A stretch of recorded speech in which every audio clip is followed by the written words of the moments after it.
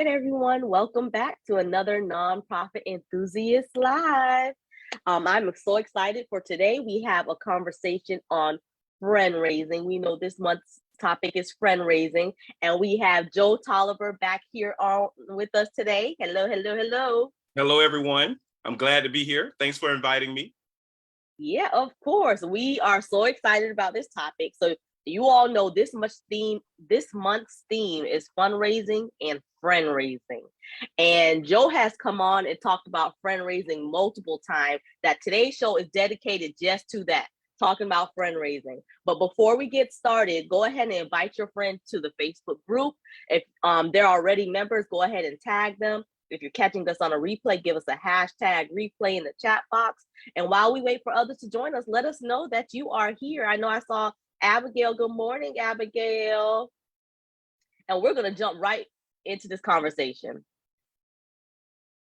If you have any questions throughout, go ahead and put them in the chat box.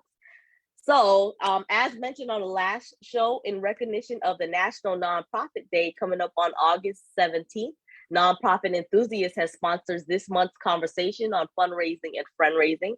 So don't forget to tune in to all of our lives this month and check us out at www.nonprofitenthusiast.com. All right, let's hop right in. So, Joe, Yes, we've heard you several times talk about this friend raising. Whenever the word networking come up, it's like, nope, I don't network. No. We friend raise. That's what we do as nonprofit leaders. So I'm so excited to just have a discussion just on that today. So tell us a little, what is friend raising? Okay, Lashina, just like you said, you asked now. So just like you shared, yes. Friend raising is definitely not networking. So networking is often a way of connecting with folks that you hope to either influence or to change their perception about a product or service that you're offering. Mm-hmm. So you might network with them. So you may go to an event and you see them at the event and you pass along your card, right? That's why you got cards. Mm-hmm. And you hope that that person will pick up the phone and email you, right? Mm-hmm. Hey, here's my card. Let's get together. It's good to see you here. The next time you hear from that person typically is at the next event. Mm-hmm. And you say hello and say, hey, we got to get together. That's kind of like networking. Or networking could be event-based, where you have an event that's specifically for networking, people coming together. You may share cards, you may share information about the service and products that you have, but it's like almost a one-stop shop. Mm-hmm. There's no instruction or no culture environment where the follow-up happens, where the meeting and the connection actually happens. Mm-hmm. So that's where friend raising comes in. So friend raising is a little bit different. Mm-hmm. Okay. First, let me take one step back. Okay. Let me take one step back. Okay. First and foremost, there are almost 2 million nonprofits registered in the United States. Mm-hmm. So friend raising is a competition. Yep. It is about being able to compete in a market where everybody's going after resources. Mm-hmm. And oftentimes the same resources. So the competition is tough. There's over 2 million nonprofits. What makes yours stand out? What makes your fund development process and plans work more successfully than other nonprofits? Well, a lot of times it's because the organization's core value around fund development is centered in friend raising. All right. So you asked the question early on, what is friend raising? We know it's not networking, right? Uh-huh. But friend raising, it's like you're waiting like the drum beat, right? Tell me. Yeah. So friend raising is intentional. It's a fund development tool that involves befriending an organization or an individual within that organization for the purpose of ultimately supporting your nonprofit with resources. And the major and the most important word in the description of friend raising is intentionality. You are intentional. So I'll give an example. No, better yet, Lashina, why don't you give an example of what a friend raising step might be if you get invited to a annual meeting. So if I get invited let me just give you the caveat. Okay. You're the CEO of a nonprofit, and you got a $50,000 budget, and you're looking for board members. Go. Got it. So I got invited to an annual meeting of another organization. Correct. So one of the first things that I would do is see who is going to be in attendance to this meeting, and kind of get an idea of who I need to get to know when I go to this meeting. So with that, so that way when I'm stepping into the door, I'm walking in with intention. I know exactly what I'm there for and what my goals are coming out of this meeting. If it's board members, then I know one of the other things I would do is self-reflect. Look at our board matrix for our organization. What do we need more of? Let's say we need, I'm just going for the purpose of this example. Let's say I find that we need an accountant, and we need like someone with accountant type backgrounds or financial backgrounds, and I'll just say like a lawyer. Let's say I identified those, then through this meeting, I'm going to see, well, who within this group will fit that, what we're looking for. And if they don't fit it, who has connection to the person that does fit it for us? Oh my goodness, you're good. That's exactly what friendraising looks like. Invited to an event. You're going in intentional. You know what you need, right? And the need that you talked about, Lashina, is maybe something that we'll talk about in the future. And that's the 12 sectors for community change. And so you're identifying those folks from those 12 sectors and saying to yourself, okay, who at this meeting could be a person that could fit the board member that I need from this particular sector? And if they fit this sector, if I get them on the right bus, but now I'm getting in the right seat. Like, how can I add value to the work that they're doing by asking them to join my board? Because friendraising, just like fundraising, is transactional, right? It is give and take. It is, hey, look, I need to have some value for this board member. Because you went in intentional, you knew what you wanted, you knew who you needed to see, and you might have said, hey, I want to meet with you next week. Can I connect with your secretary? All I need is 20 minutes of your time. I'll meet you in the Starbucks down the stairs from your office before you go into work. Love it. And then you go in, you know exactly what you want, why you want it, and how much it's going to cost. And then you say to them, here's how it benefits you. That's friendraising. Love it. Going into it with the mindset that it not only serves the purpose of your nonprofit, but it also adds value to the person that you're asking for support. So you mean, go ahead. I was gonna say, so you're telling me, especially around the holiday times, there's these times of the year where we all get so much invites to different things. So you're saying that when we get all of these invites, we're being intentional about the ones that we're attending instead of kind of pulling ourselves thin. We're being intentional about which holiday parties we're going to, or which fundraisers for various organizations that we're going to, and we're doing our work prior to, during, and after. So this is more than, it sounds like it's more than just going, bringing my cards, handing them out, picking up cards, maybe do some follow-up emails. This is like, it's the actual, there's work that gets put into it. You can walk up to that person and say, hey, look, I'm here because I knew you were going to be here and I wanted to talk to you. Yes. Love it. Yeah. And that says a lot too. And I'm not saying don't go to holiday parties just to have fun too, now, Lashina. I'm not saying that. But if you're going to go, you might as well go with purpose, right? You might as well be intentional, right? Remember, you're not doing this for you. You're doing this for the people that you serve. So yeah, sometimes that's stepping outside of our comfort zone to accomplish that. But when you add these types of tools, like I always say that nonprofits, especially new nonprofits, and I consider a new nonprofit an organization that's been established 3 years or less, or has a budget of $50,000 or less. And when you're a new nonprofit, these are steps that are really golden tools that you put in your tool belt. It'll cross the whole spectrum of the work that you're doing, especially when you start to develop your fund development plan. So I hope that all of you, and Lashina, you let me know how many of you guys who are on the call now have their logic model done. Yeah, if you got your logic model, okay. I see some hearts coming up. That's what's up. Okay, so now how many of those same folks now, after they've completed their logic model, have developed their fund development plan? Ooh. Anyone has their fund development plan? Give us a reaction. It's kind of quiet. But that's okay. That's why Nonprofit Enthusiast is here, right? Because that's what we do. You know, when we look at the fund development plan, we look at it across the board. And fundraising and the fund development plan are one in one. Like they're the golden ticket, right?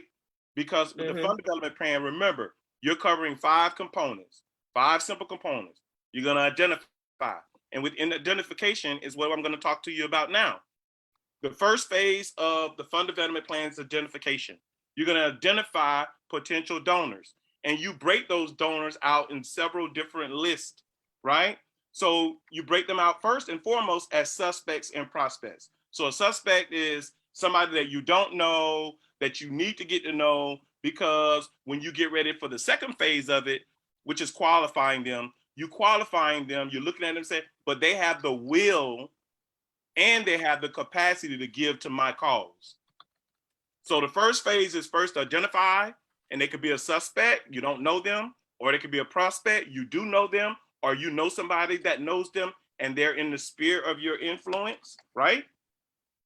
Then you also have the opportunity to say to yourself, okay, so I have suspect prospect list, and now what I want to avoid is to have a Cybont and Libont list.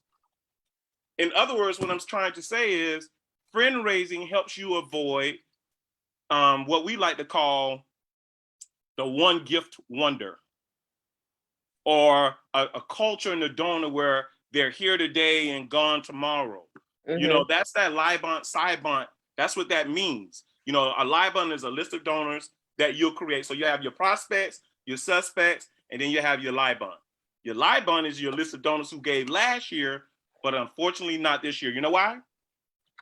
Because somewhere along the line in the first phase, identification, second phase, qualification, third phase, I can't even think of the word. When you come together and you cultivate, the fourth phase is when you solicit, and then the fifth phase is when you steward. The steward is the most important out of the phases other than solicitation, because if you know you got to the steward, you know that the solicitation went well. Because what you don't want is to add them to your Libont list, the list of donors who gave last year, but unfortunately not this year, nor do you want to add them to your list of donors who gave some years, but unfortunately not this year. Friendraising is how you work to avoid that. Love it. And Michelle said she's actually working on, I believe it was the fundraising plan, working on a new one now. So love that, Michelle. And if you all have any questions, go ahead and drop it in the chat box.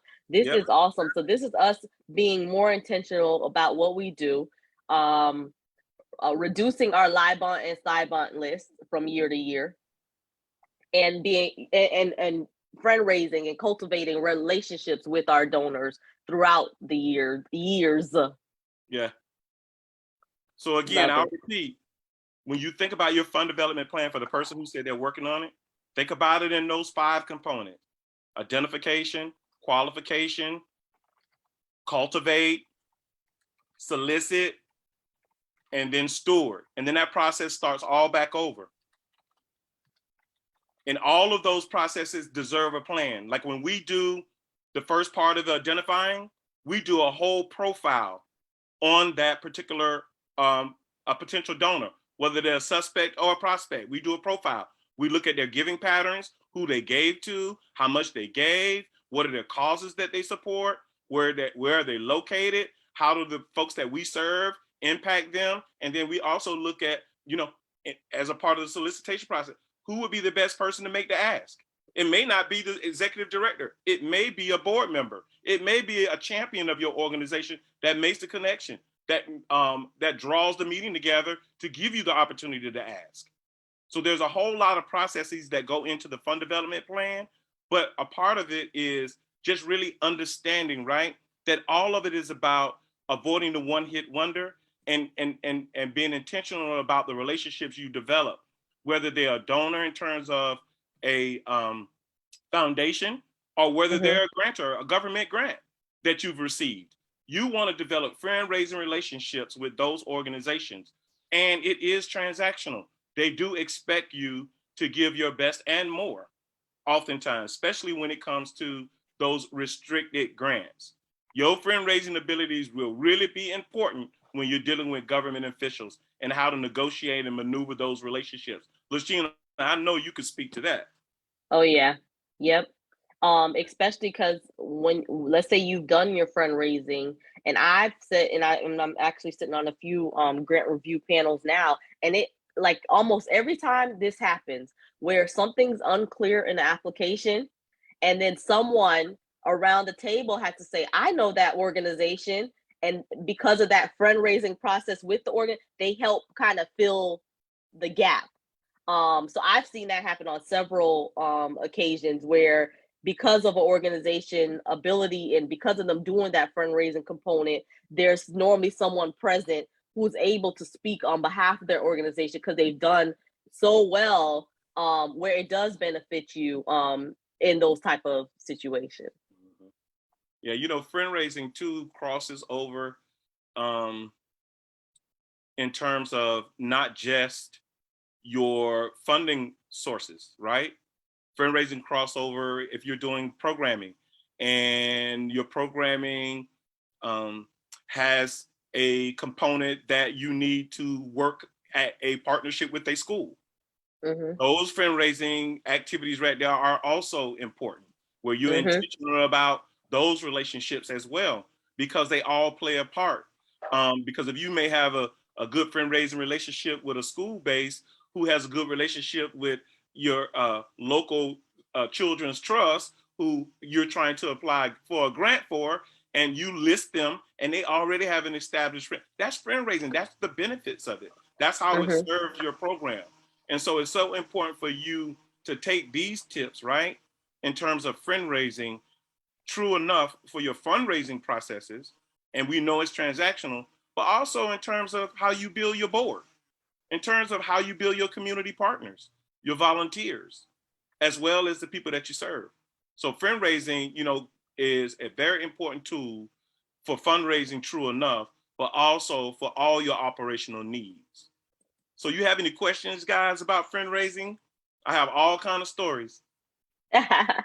Love it. If you have any questions, please share it in the chat box, and I'll be monitoring the chat box. So I have a question for you. Sure. So how would you recommend, and I will say in the most basic, let's start with the basic. If you want to share different ways, that would be great, for individuals to keep up. Like, you're going through this fundraising process, you're meeting people, you're being intentional, you're doing some profiles depending on the type of event and things going on. How would you recommend keeping up with, like, and I know I've heard you mention also their birthdays are coming. Hey, happy birthday, sending a card, That's intentional. Yeah, being into, yeah, their anniversary, things you guys may have talked about, that, how do you recommend remembering, especially when you're on the fundraising, frenzy, Oh, I have and two you're meeting all these people? I have two suggestions for you. First, one, if you're a new nonprofit and you don't have the bucks to buy some of the programming that I'm going to talk about next, then I would suggest that you put it on your calendar.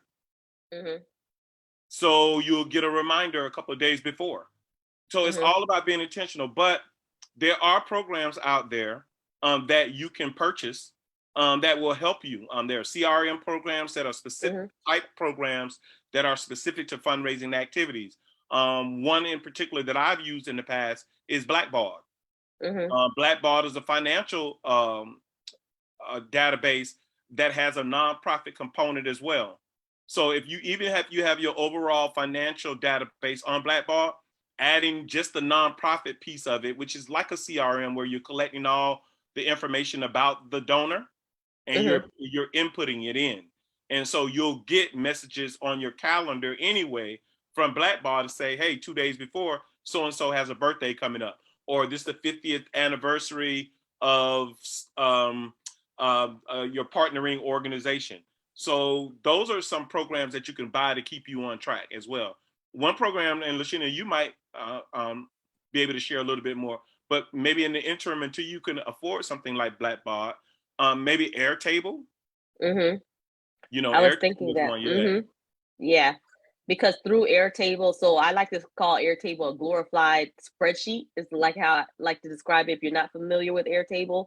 So airtable.com, they do have the components where you can set up automations to send you automatic emails and reminders to send out. So you can't create, that's a free option that you can start with to create one list and then have those reminders when certain dates come up for Airtable to send you an email, hey, so and so's birthday's coming up, or hey, this is happening. So that's another good, inexpensive way to keep up with it as you're going out on your fundraising tour. You know, one thing I wanted to say about fundraising too, fundraising, if you look at it from the perspective that we're talking about, what we're saying is you're developing a more deeper relationship with the individual or with the organization. And in order for you to actually be able to accomplish that, to be quite frank with you all, there is a level of vulnerability that you have to have. You have to be willing to really talk through and be intimate with the folks that you're fundraising about where you are and where you want to be and how you see them as a part of that process. And when I talk about intimacy, I'm not saying go there and talk about your personal business in terms of they now become your friend. That friend I'm talking about is the vulnerability and the trust that you want to try to have with an organization or individual about what's going on in the work that you're doing. Because I know for many of us who do nonprofit work, it's not something that just falls in our lap by coincidence. It is something that calls out to us, whether it is by circumstance or it is by how we feel about the world that we live in. And so we have to adhere to that call. And oftentimes we don't always have the skills, right, to be successful in the way that they've created the resources to support organizations and people who have a passion to help other people. So then we have our passions. So what we also have to add on to that is structure. So that's why when you see nonprofit enthusiasts, we like to talk a lot about structure, right? But we don't lose sight of the only reason that you're even on this live is because of the passion you have for the work that you do. And we just applaud you, right? And also, we're kind of selfish in a way, a little bit, because we feel like for every client that we have, and I tell you, we have clients in 10 different states now. And for every one of those clients, it seems like a piece of us goal is attached to them. Like, because if we help them and they go to the next level, right? That means the work that they're doing, tentacles, gets to spread in their community. But even the work that Lashina and I are doing, our tentacles get to spread in Northeast Ohio or in Jacksonville, Florida, or in New Jersey. So we feel like it's kind of selfish. We feel like the work that we do here, we get to spread it all the way out. And we've basically been able to do this because we've always been very intentional about like what we're going to do. Like we've been very intentional about who we bring to the table and why we're bringing them to the table. I met Lashina like 20 years ago. And it is no coincidence that we are here today, like allowing our passion to spread all over the United States through nonprofit groups. And so, we're glad that you guys are coming along on the ride with us. Lashina and I are thinking about, this nonprofit enthusiast in 100 days. And, we really want you Stay guys tuned to come along on this journey with us. So, I hope that, some of the things that we share today about fundraising, that is not something that's inauthentic. It's just something that's intentional. And it is the thing that gets you to the next level in your nonprofit. It takes a little bit of vulnerability, and a little bit of structure, but it can work for your organization and get you to the place where your mission is being realized. So I appreciate you guys for allowing me to share. And if you have any questions, love it. Please So let me have it. Are you telling us to take networking out of our vocabulary and replace it with friend raising? I am. Still okay. I am. Get rid of networking. Love to erase it from Webster if I could.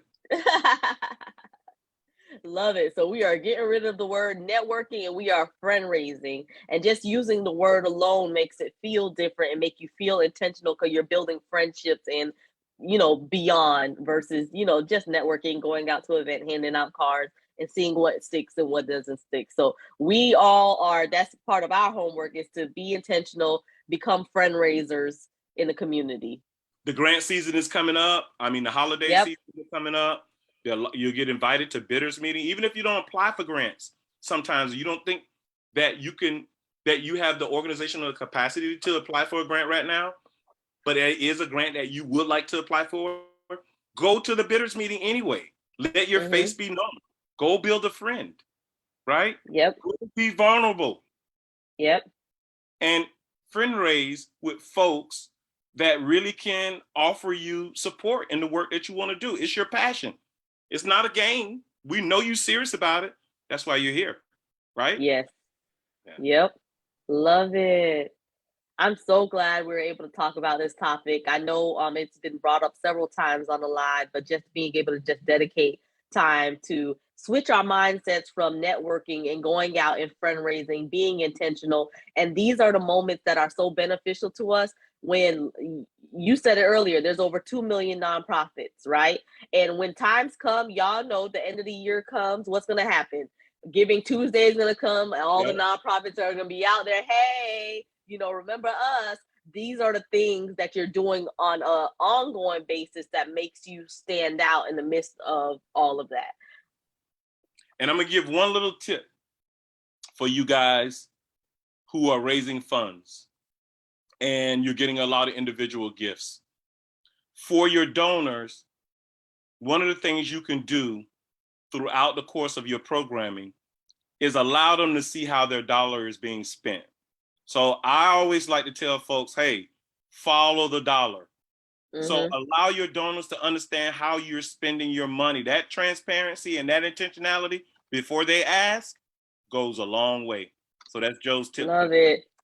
Got it. I'm putting that in there. Tip: follow the dollar. Yes. And share follow that. The dollar.